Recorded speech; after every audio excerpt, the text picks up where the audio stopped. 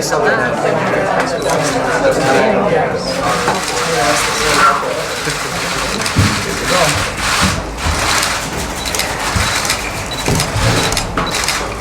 First of all, thank you very much for coming. I sincerely appreciate it.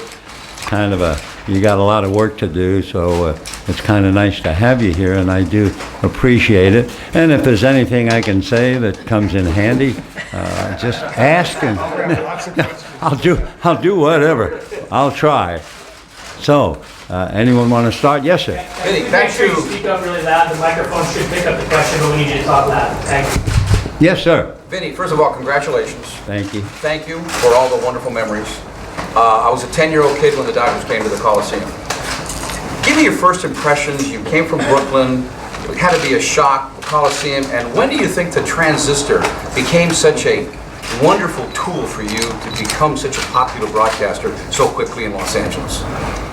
When we first arrived here, I think it struck me that line about Gertrude Stein, who said about Oakland, there's no there.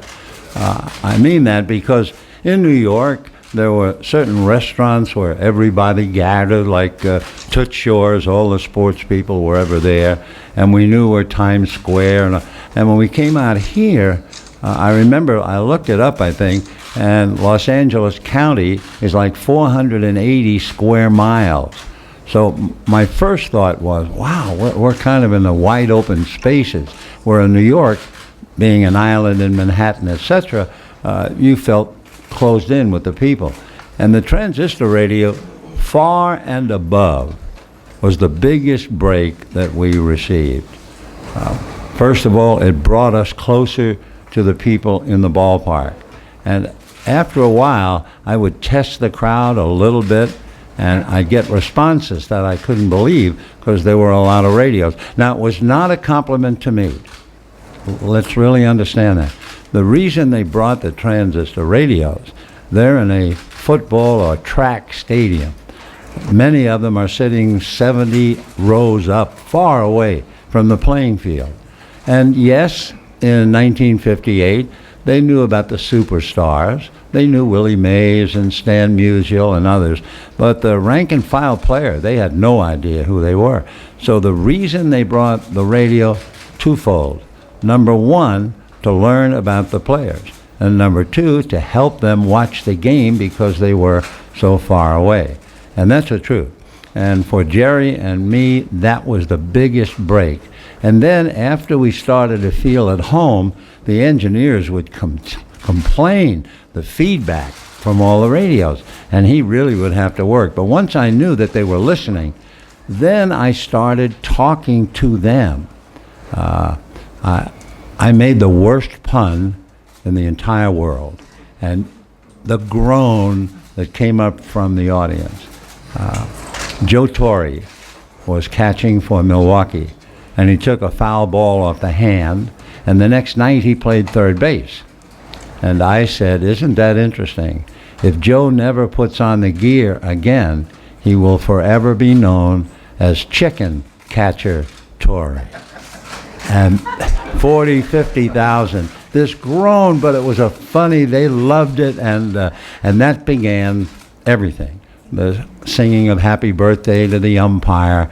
Later here, they were still carrying them the first year or two here. And one time the baseball rule was you had to come to a complete stop as the pitcher for 1 second. Well, we had a huge rhubarb here over that 1 second. Freddie Hutchinson, God rest his soul, was out there because they were all trying to cheat with Maury Wills. And so there was a long pause while the argument. So then I started talking to the people. And I said, how long do you think a second is? And I said, I'll tell you what I'll do. I'll say A, and when you think a second has gone by, you say B. So I said A, and the crowd let out a B. Well, now I know I've got them, right? So I say, oh, no, that's terrible. That's not even close. You're not paying attention. So now I have them do it again, and this time they took, if there was a roof, right off of Dodger Stadium. And the phone rang in the booth, and it was Walter Alston. He said, would you mind telling me why everybody is hollering B? So that was it. So the transistor was the all-time great break for Jerry and me, without a doubt. Yes, sir. Hey, Vin, how are you? I'm good. Vin, you've been able to make such a personal connection to the listeners announcing a game, and I know you've referenced transistor as being a conduit of that. But what I wanted to ask you is, what personal traits of yours and what personal philosophies of yours do you think really helped you make that connection become part of our lives in the summer? You know, what are the communication lessons from that? I think really if you had to scrape away everything, I'm a very happy person. And I love people. And the combination, I think of, and I use the word personality, you'll understand what I mean. But when I go on the air, I'm happy. I'm happy having met Marie in the elevator, happy to see James Mims at the front door of the press box, seeing all my pals, the writers. I mean, I was not kidding last night when I talked about the warmth that I get when I come here. Will I miss the games? Well, yeah, but I can turn on the radio or the TV. I could catch the games.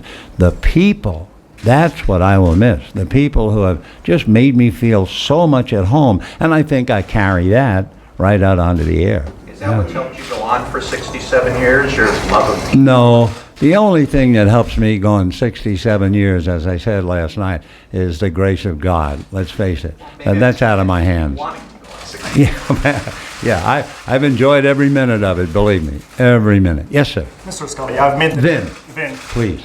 I've made the trip all the way from Montreal to meet you. Ah, La Belle Provence, Quebec. I have 3 quick questions for you, if you don't Sure. mind. First of all, you've been to Montreal so many times in your career. What do you remember of Montreal? Oh, I loved it. I loved it. When we first went there, Jarry Park, that's what I really remember. That's where you saw and felt the people. Later, the Olympic Stadium was like so many others. The people are like people wallpaper. You know, you don't see them, the individual. Jarry Park was a marvelous experience. And among other things, in this small park, there was a man, I believe he was in the medical business. I'm not sure. Maybe he was a nurse. And he had a whistle, and at the 7th inning, they would play French music, and he would dance in the aisles, and the crowd would just, all of a sudden, it was almost like being in Paris. I loved it. We all loved Montreal. Oh, yes. Remember, it was a big farm club for the Dodgers, so they had a great future and a great past in Montreal.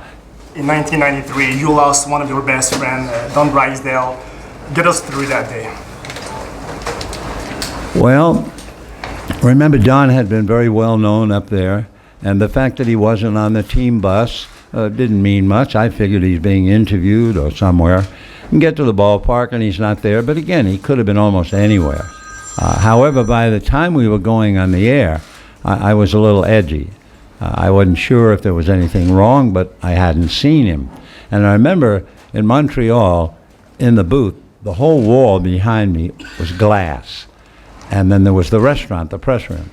And I'm really worrying now as first inning, second inning, because the schedule was Don would work the middle 3 innings, I'd go to radio, and then I would come back and finish the game on TV. And I also knew his mom and dad, his wife, they were accustomed, if not tuning in for me, they were certainly tuning in to hear Don.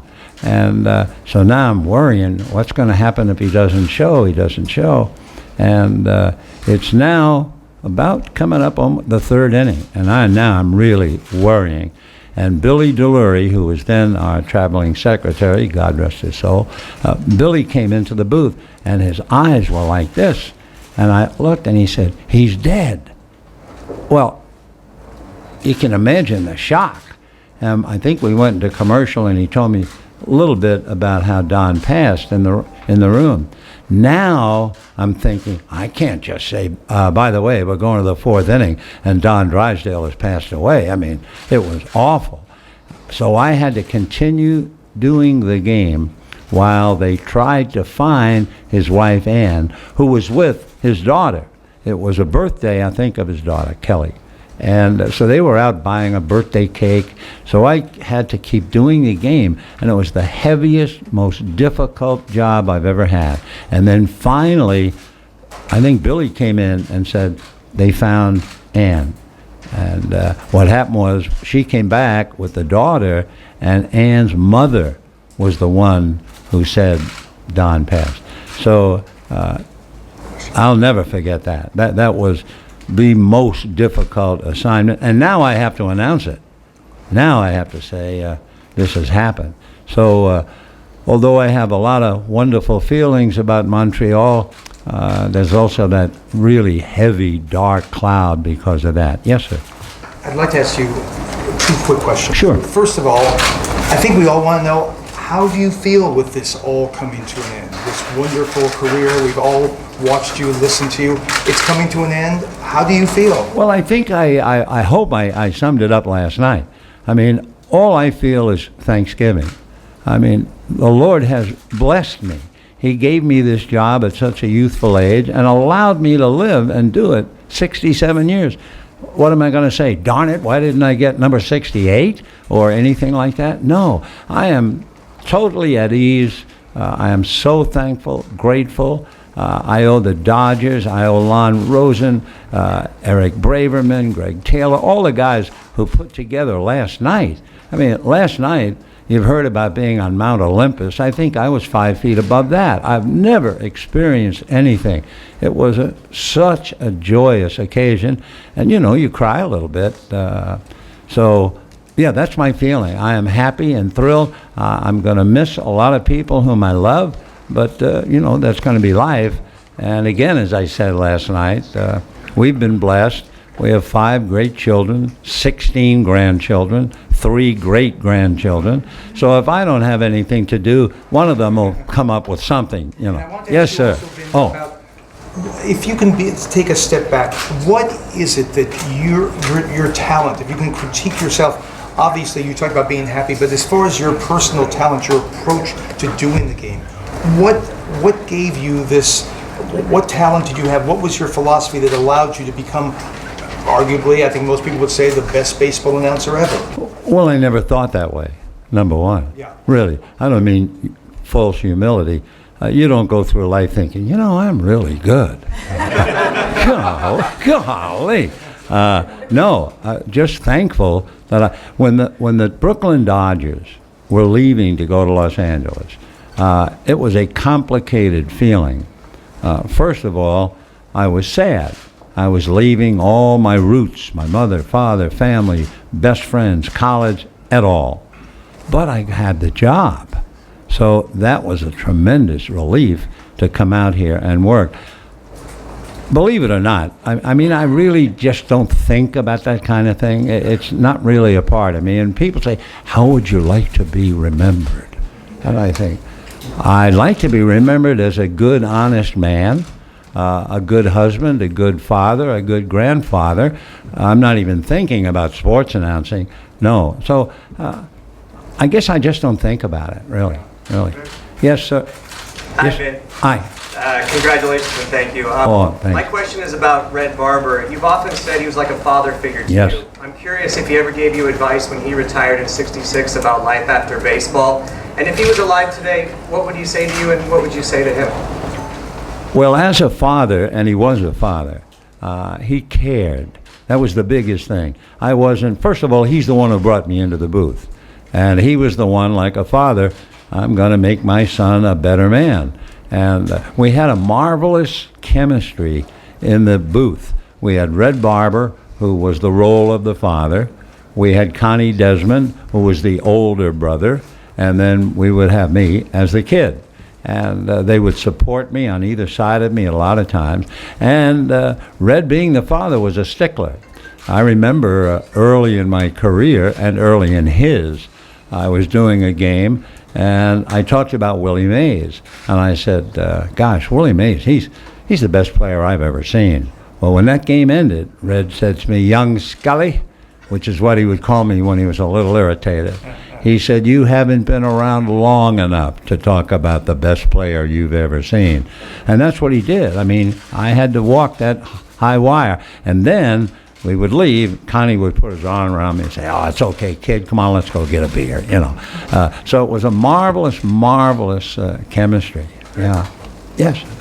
First of all, thank you for the joy you brought us. Oh, thank you. I wanted to get your sense on this year's Dodgers, what you think their chances are of winning a championship, and if they do go to the series for the first time in 28 years, and you're not part of it, how painful will that be for you? Oh, it won't be painful at all.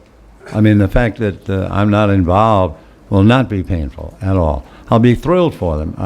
I just love Dave Roberts and his people, and I like Dave's approach to the game. The players have always been accommodating and happy. One of the greatest moments in our, and I mean my wife and myself, in our lifetime, last night, when all the hoopla was over, and we were walking back towards the dugout. And Lon, although I didn't know it at the time, I should have realized it, the players were lined up, one on each side. And as we walked down, I turned to my wife and I said, it feels like we're getting married again. It was a charming moment. So, no, I have nothing but hopes and happiness for them. I can just go back. I don't have to worry about being impartial. I can sit back and root like everybody else. Yes, sure. I don't know how to pick. Maybe we should have somebody pick. We're in a generation now where fantasy football and fantasy sports is really popular and video games is really popular. And you speak so fondly about being a little boy and just enjoying childhood. Do you have a message for younger people now to get them more involved in the game of baseball and just going out to a ballpark and playing? I do think, and I watch with my grandchildren, I really think unless the parents keep an eye on the child will not be a child very long. There are too many things out there, including the computer, that can make a child go in the wrong direction, or at least leave that wonderful time in your life.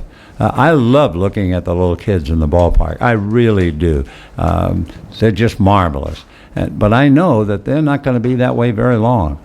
So I think the best parents can do is try to channel those kids and keep them children, because the world's going to age them so rapidly.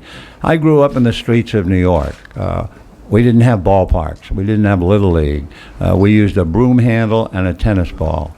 And we would use the sewer covers as bases. And I was two sewer Scully, by the way. But anyway, and it was so simple. And there were no drugs. There was nothing but kids swinging a broom handle, hitting a ball. And I remember that the police would come because someone would worry that we're going to hit the ball and break a window, one of those things. And we would run like we had done something terrible, and we always dropped the broom handle, and we'd go down cellars and disappear. And the police would pick up the broom handle, and they'd walk over it, and they'd put it halfway down the sewer, and then break it so that we couldn't use it. And now, with everything that's going on in this world, wouldn't they give anything that the only thing they had to do was break a broom handle? Yeah, but that's the way the world is going. Yeah, Tom? Do you have any thoughts about Joe Davis, who's going to be the next broadcaster? Have you had a chance to meet him? Oh, yeah, sure. He's a wonderful young man. He really is. I think everyone will love him, and he's going to have Oral Hershiser and Nomar Garcia-Parra. I don't know how they're going to do it, but, you'll like Joe very much. He's a good broadcaster. Excuse me? Any words of advice for him? Be himself, and that's the hardest thing in the world to do. Be yourself, especially in the beginning. You have a tendency maybe to listen to someone else who's very successful, and you kind of borrow a little here and you borrow a little there. And if you do that, you wind up watering your wine. It's not. Remind me about wine after the game. Yeah, Steve. Then, Yeah. when you wake up on that Monday or Tuesday after the Giants series and you're back in your own bed, you don't have to go to work that day, what do you think is going to be? I have no idea. I have no idea. Maybe the first thing I'll do Monday is take my watch off and put it in the drawer and just think I can do anything I want, which probably will be have a nice breakfast, read the papers, maybe take a walk, and get a good book and read that book. That's the first thing I'll probably do. Yeah. Does Sandy have a honey-do list for you? No, right now she doesn't. But of course it hasn't happened yet. When we're home a few days, I'm sure. But as I said, with the family that I have, there'll be someone always looking for me to do something, even to go to, ball games. We have 4 grandsons, and they're good players. And so I know I'm going to go and see a lot of their games. The kids today, they don't just play summertime. I mean, there's travel clubs, and they play all year. So, I'll be seeing some games. Yeah, Steve. Vin, can you talk a little bit about the Latino fans? I'm sorry, I missed the start of that. Yeah, because I understand when Dodgers came to the Coliseum in '58, it was like a 80% Latino fans base. And nowadays, I understand it's 40%. How do you see the development of the Latino fans? They became fans of Dodgers, Fernando Valenzuela's phenomenon, and how Jaime Jarrín came to help you in that pronunciation of those names? Well, first of all, Jaime Jarrín is a dear, dear friend of mine. We've spent an awful lot of time together on the road. He has helped me. What was it he taught me? Oh, yeah. He would say, when Lasorda goes out to talk to Fernando, Lasorda will say, ¿Está usted cansado, amigo? And then he said, and Valenzuela would say, no, fuerte, muy fuerte. And but that's about it with me, But he was, like the transistor was important overall. Fernando was a godsend to bring the community, the Latino community, together. Oh, yes, we owe him a great deal. Right over here against the wall. Vin, Jose de Leon, when he came up this year, said that his dream was that you would call his first game, so he knew that he needed to come up this year. What does it mean to you to call those first games for who could be future stars? Well, I'm highly honored, and he, by the way, makes a tremendous impression. When you first meet him, wow, he's an outstanding young man. I mean, there are a lot of players that come up and they all have their different, but he's somebody to really keep an eye on. As a writer, anyone in that business, just check his growth. He's a fine kid. I've had quite a few players talk about having their names mentioned, but of course many of them were in Southern California. They heard them on the transistor radio, and so now that they're playing, they get a big thrill to think, oh wow, now he's talking about me. And I'm just thrilled to be that conduit, Question right here in the second row. Yeah, Paul was saying that. I was on the phone the other day when you gave that conference call. Oh yeah. And I remember you said you didn't want this to be like grand opera with everyone coming and going off the stage and all this pomp and circumstance. But, and maybe to borrow a Vin Scully line, I'm looking at this with my heart. If for some reason this team got to a clinching game of the World Series and they could arrange for you to do it one more time and take a bow on radio, would you do it? Would you consider it? No, but I would share in the celebration with the guys and the organization. There would be absolutely no reason for me to take a bow. No, but I would lead the cheering, and I'd be there for that. You mentioned Bill. you mentioned Jose coming up to the Yes. press box. There's been quite a parade of players and coaches coming up to see you and take photos all season long. What do you think of that? How's that felt? I am, as you can imagine, I am grateful, but more than that, I am thrilled to think that they would take the time to come up. They change things here at the ballpark, change them for the better in many ways. But the one thing they changed, which was something I didn't like, when I get off the elevator, I could just walk down the hall, take a quick right, and I'd be in the visiting clubhouse. I had a chance to talk to the manager. I usually knew the coaches and some of the players. But now it's all the way down close to Pasadena. It's by the foul pole. And by the time I get here, it's too late to go all the way down and all the way back. And if I come any earlier, they won't be here. So for them to make that long walk in uniform and come up to say hello is more than gratifying. I mean, it really, when you think about it, you almost feel like crying. I mean, Bruce Bochy, who caught for so many years, if you notice, it's a labor of love to get out to the mound to remove a pitcher. And for Bruce to walk all the way from just about the foul pole all the way up to the booth, it was really, I don't want to mean heartbreaking, but your heart just swells that someone would do that for you, Second row right here. Vin, hi.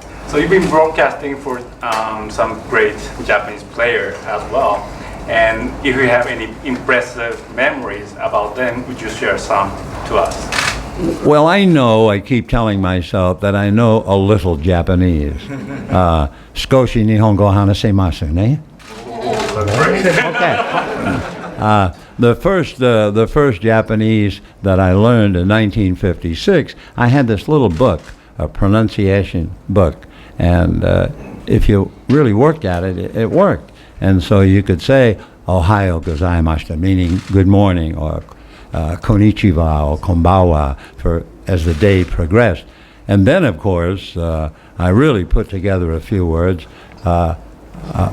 Taksan kori. It's Scotch mizu, taksan kori. Scotch and water and a lot of ice.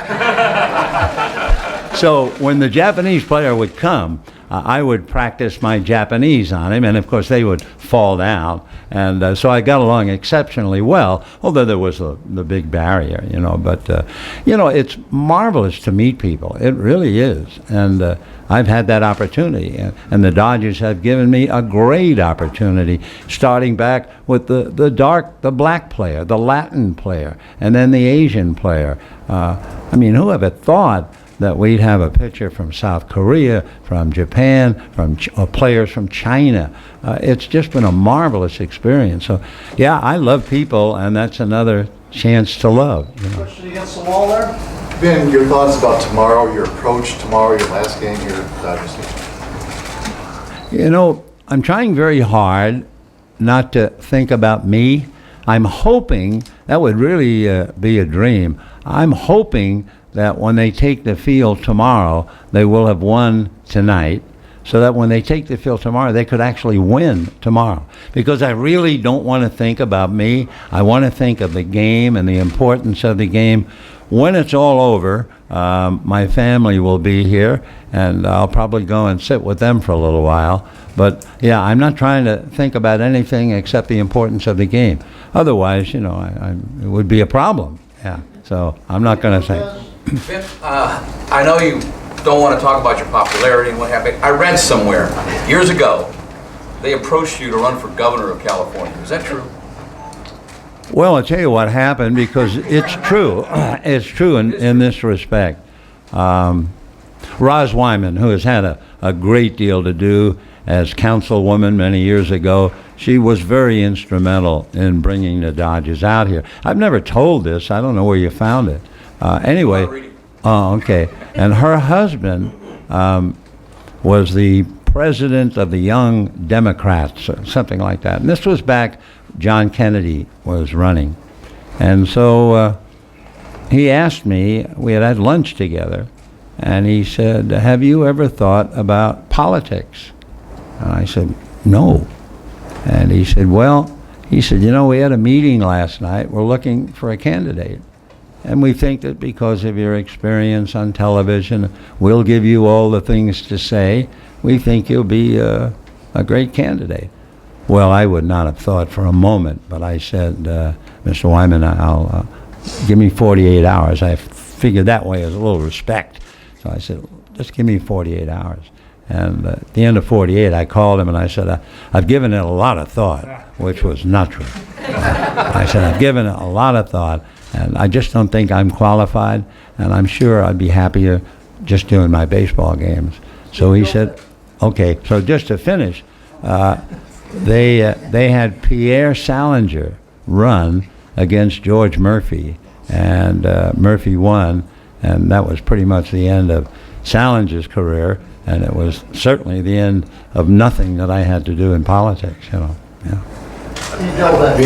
Then, for someone who spent most of a lot of his life in front of the camera, you've always seemed a little bit uncomfortable when the attention shifted to you specifically. And I think a lot of people in this community were a little concerned that maybe you didn't understand just how much you meant to them. This last week, this last night, everything this season, have you felt the love? Oh, I did. Last night was overwhelming. It really and truly. I started to cry at the beginning of that unbelievable. And I say this just as fact. I've been, as you can understand, in a lot of stadia, big crowds cheering and roaring and pennants and World Series. I've never heard the noise that we heard last night. And it kept building and building and staying there. I mean, it was more than just a roar. It was. And you could feel it, that there was love coming out of that stand. That's an overwhelming feeling. I still try to maintain my balance by saying there's only one reason that all this fuss is being made. It's because you've been doing it so long that, let's say when we came out here and began and you were 10 years old, you'd now be 69. And if you're a baseball fan and a Dodger fan, I would have been, along with Jerry and then all the other wonderful announcers. But that would be your connection to baseball. And so I can understand that as I'm leaving, feeling I'm going to miss the people, it's kind of, I'm sure they're going to miss me for a little while. And I stress this to my family. You have to understand, I saw Mel Allen leave the Yankees, and everybody thought it'll never be the same, and they never miss a pitch. And I saw Red Barber leave the Dodgers. The game just went right on. I saw Harry Carey leave the Cubs. I saw Jack Buck leave the Cardinals. I mean, it's all part of life. And I know I'm just another pebble on the beach, and I'll give him a year, and a year from now, younger people will say, who is Vin Scully on that sign there? That's okay. That's life. Yeah, I don't mind that at all. Vinny, about the Giants and Dodger rivalry. About 50 years ago, Johnny Rosberg and Montreal had a big fight. How about Yasiel Puig? Don't look at me now. To me, it breaks me up because that's the second time. It wasn't the only time. We have videotape of Bumgarner saying twice to Puig, don't look at me. You know, Roy Campanella summed it up, bless his heart. And Campy said, you have to be a man, but you have to have a lot of little boy in you. And so when you hear a grown-up saying, don't look at me, there's the little boy. It's just part of growing up for all of them, you know. Vin, I'm a Santa Barbara guy, former major leaguer. I know you very well, Ryan. On behalf of all the players, thank you for everything you've ever done. I want one more question to be from your story about Red Barber when you were in Boston, your first game that you called at Fenway Park. Well, the first time in Fenway was a football game, and it was amazing. Red Barber had sent me up. Actually, Red had gotten word through WTOP, Washington, where I got my big break to start, and I had been introduced to him because I had a letter of recommendation and all that stuff. And I came home one day, and my red-haired, highly excitable Irish mother said, "Oh, Vin, you'll never, ever think who called." And I said, "No, Mom, who?" She said, "Red Skelton." And I said, "No, Mom, could it be Red Barber?" Oh, that's who it was, Red Barber. And so he said they were short an announcer. And to make a long story short, I went up to Fenway, and I thought, well, I'm going to be with the network. I'll have a beautiful booth. I'll leave all my hat and coat and gloves. It was cold, middle of November. And I got to the roof, and the engineer had a card table sitting on the 50-yard line. He had a microphone and 50 yards of cable, and he said, "Here." And that was it. And as that game went along, as the teams went one way, I went right along with them and back and forth. But I never said anything because I was just trying to do the game. And that was a big break because the people at Fenway wrote to Red or called him and said, "We apologize, we didn't have a facility for him." So what that did, I'm sure, it took a very ordinary job, and in Red's mind, that's a little different for that kid. So then he called me and he said, "I guarantee you one thing, you'll have a booth this Saturday. You're doing Harvard-Yale." But the nicest thing, remember when the Red Sox were here for one game? And David Ortiz came up, and I got a big bear hug from him. But they presented me, I have it framed at home. There's a picture of me on the mound at Fenway Park because a previous owner, Frank McCourt, was from that area, and he insisted when the Dodgers played Boston that I would throw the first ball out at Fenway. He caught it. And I kept thinking, what am I doing in Fenway throwing out the first ball? But anyway, they took a picture. So they have this big thing framed, and there's a picture of me on the mound. That's no big deal. But alongside of it was the original program from the football game, Boston University, Maryland. It was like November 12th, 1949. And somehow they came up with it, had it beautifully framed. So when they were here, they gave it to me. And I was blown away by that. I mean, that they would went to all that trouble. Yeah. Stephen, tomorrow's your last game at Dodger Stadium. What do you remember about your first game at Dodger Stadium in April of '62 against the Reds? Well, the first game, 1958. Well, you want Dodger Stadium, okay. Before Dodger Stadium opened, there is a marvelous videotape. It's called Dig Out to Dugout.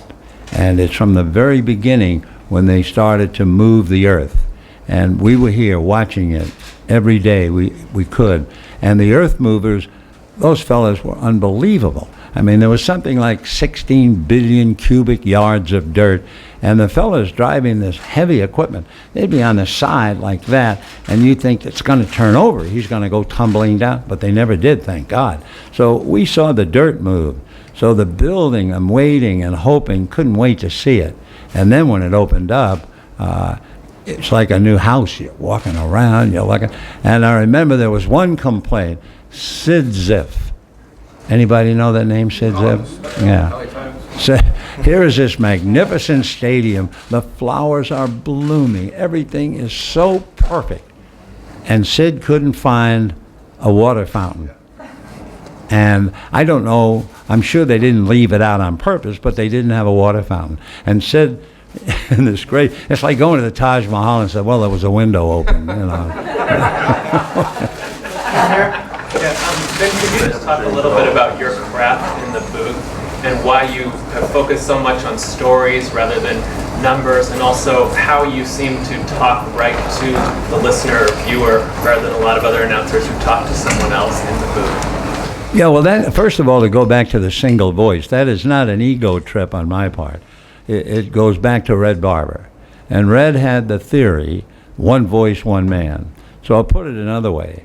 If I want to sell you, the listener, a car, is it better for me to talk directly to you about the car? Or am I talking to somebody else about the car and trying to get you to listen?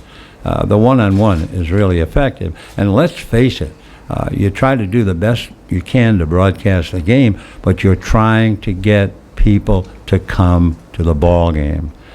To me, I've never been a numbers guy. I'm not smart enough to keep all those numbers in my head. And a lot of the new letters, OPIS and WAR, and I have no idea, and I'm too late to learn, you know. So I've always been simple and one-on-one, really. The other part of it was, when I first joined the Dodgers, I was as old, younger maybe than many, and as old as some other players.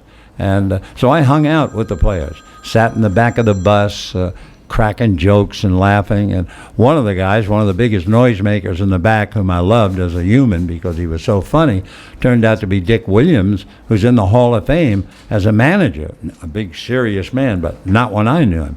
So I got to know the players, and I started to treat them not like wind-up dolls, but as human beings. So the players got to know that that's really what I was looking for, and I would be by the batting cage, and it got to where a player might come over and say, hey, I got to tell you, you know what happened to the shortstop yesterday? And I'd have a story.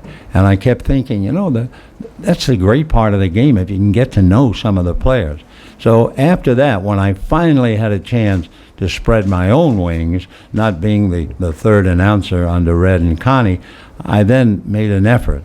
And if I'm reading January 3rd and I pick up ESPN magazine or whatever, and there's an article about a player that I might see, out it comes and it goes in a file. So what I've done is accumulate stories every day possible. You get a lot on the computer. And so when that team comes in, I've got a 3-ring binder, and I've got, I hope, something of interest to talk about. Besides, he's 60, you know, he's 285 earned run average and blah, blah, blah. So, yeah. Anybody that didn't get a question, because we're going to be wrapping get up you in the middle here? Any specific memory of? I think it's April 18th of 1950. Brooklyn opened, I think, in Philadelphia, and that would be your first. Yeah, I guess I had read the other day, somebody said the first game that I broadcast, Preacher Row went the distance and won the game 8-1. I really don't remember. Because the reason I say that, I thought the first game that I did was in Philadelphia. It was opening day. Don Newcomb was going to be our pitcher. And Red Barber assigned me to do the fourth inning.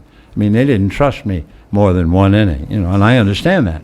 And so he said, you'll do the fourth inning. Well, my first game, Newcomb never made it to the fourth inning. That's the big joke we have between us. He was knocked out of the box. That's all I really remember, plus the fact I was terrified. I mean, here's a kid growing up in New York. He's 22 years old, and now I'm traveling with Gil Hodges, Jackie Robinson, Pee Wee Reese, Roy Campanella, Duke Snyder, Carl Perillo. It was overwhelming. So the only thing I tried to do, like a rookie, was not get a hit, try not to strike out, which is a terrible way, but that's how you begin. And that was my whole feeling. CBS, sir?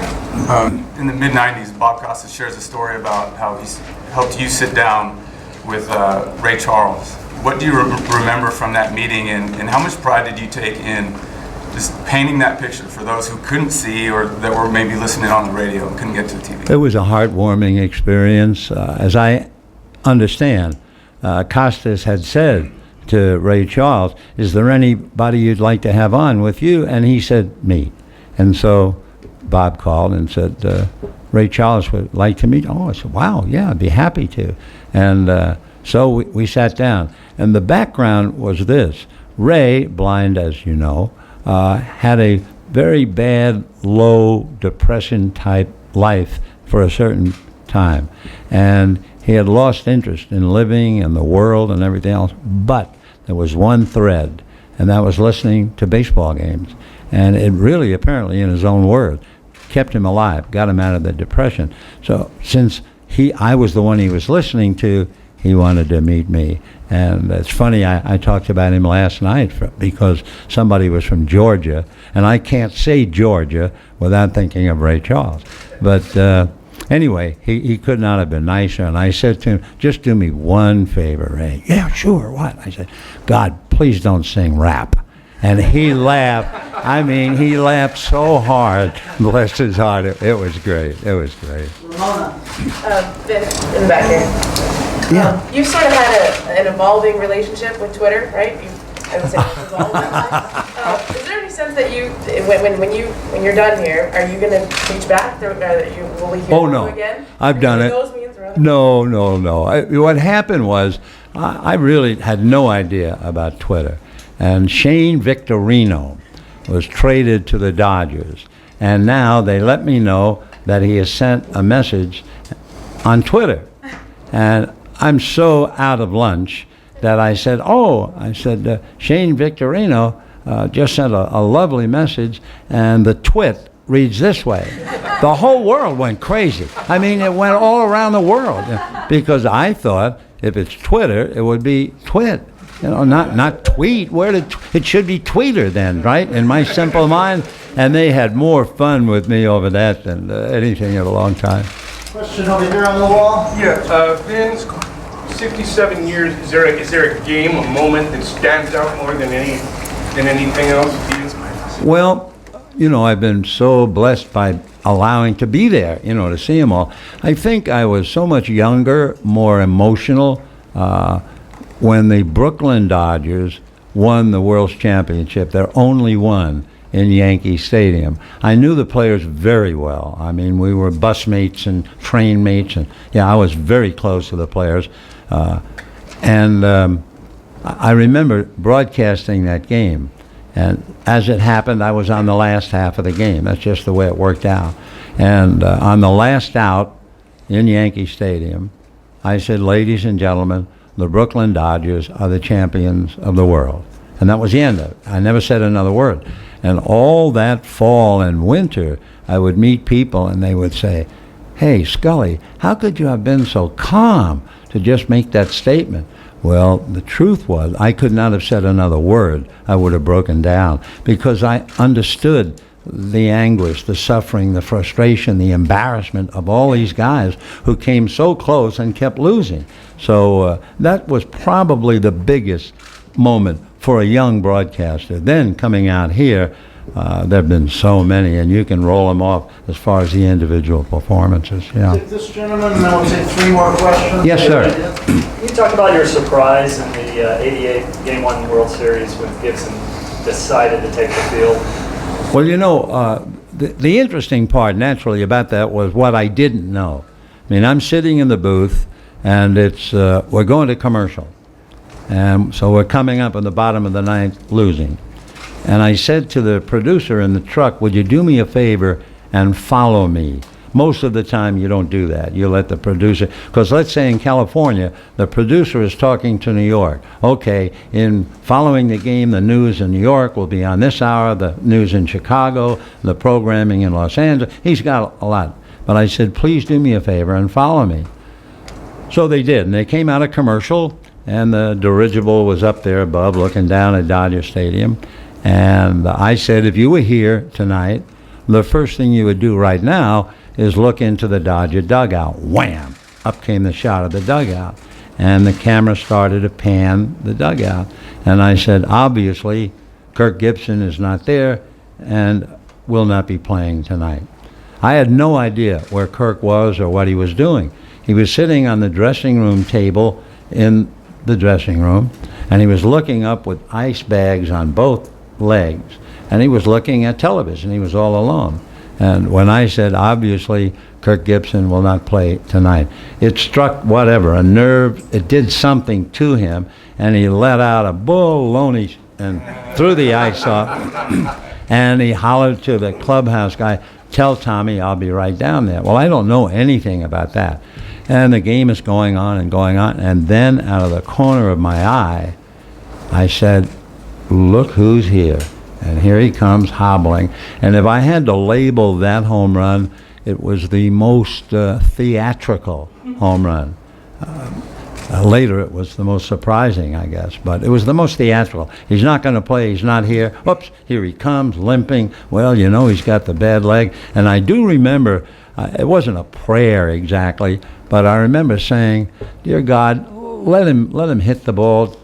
Don't let him strike out. He's had such a big year. He's done so much, and it's the national stage. You know, good fly ball would be great, you know. And then he's hitting those little squirrely ground balls, and you can't run at all. And then when he hit the home run, of course, that was... I had a lot of trouble sitting down. For, you know, the nervous energy exploded. But it's happened a couple of times. That gave me that momentary, where it came from, God must have sent it to me, about in a year that's most improbable, blah, blah, blah, blah, blah. Yeah, that was a big night. Yeah. Alana's got a question. Can you just, Yeah, Alana. Hi. Can you just speak to the changing landscape of broadcasting from when you started to now, the opportunities for obviously women in broadcasting, people of color in broadcasting, just how much it's changed since when you started to present day? You know, Alana, everything has changed, which, of course, is the course of life. The ballparks have changed. We have roofed stadiums. They had AstroTurf, the designated hitter. I mean, it just keeps evolving. Suddenly, we went from the East Coast expansion all the way to the West Coast. Now, I find the game changing in the sense that where in the old days, let's say Sandy Koufax, Koufax 1 year had 28 complete games. Well, you won't find a team with 5 complete games in this day and age, because it is now boiled down to give me 15 outs, give me 5 innings, and then here come the horses. Here comes the bullpen. And the team with the best bullpen right now would be the Dodgers. The 2 teams with poor bullpens would be San Francisco and Colorado. It's pretty obvious. So that's the changes on the field. I'm glad it's open, because it's good to have input from anyone and everyone qualified. And the ladies who do the shows are not Gracie Allens. They're actually qualified. And so I welcome them with open arms. Well, I'm married, so I can't say that. The last question, Mario Solis. Hi, Vin, back here. Yeah, Mario. Vin, You've had so many wonderful memories and games that you remember fondly. Is there a game that you don't want to remember because of how difficult it was? Maybe going extra innings and you drank too much water, or losing your voice, or maybe snow blowing into your booth? I wasn't on the air, thank goodness. My second year, I was standing behind Red Barber when he called Bobby Thompson's home run. That was really heartbreaking. And I guess out here, 1962, when the Dodgers lost to the Giants. And in those days, the equipment truck, as soon as the game was over, they'd open up the center field fence. The big equipment truck would drive around right up in front of the dugout, so then all the bats and everything will go in that. And for years, every time against anyone, the third out for the final inning, and they would open up center field, and he would come in equipment truck, I'd immediately think of 1962. So that there was something tough about that one. Anytime, they lose in a tight race with tension, it impacts all of us one way or another. As a broadcaster, you're hoping that you can capture it properly and not make some huge mistake or whatever, and then there's a sense of complete relief when it's over with. Yeah. But maybe that's 62 with that equipment book. That stayed for a while. Vinny, it's okay, we stand up and applaud you. Oh, bless you. You don't have to do that. No, thank you so much. I'm not sure if it helped any, but if it did, you got it. Thank you very much. Now I have to go up and go over my ad libs. Yeah.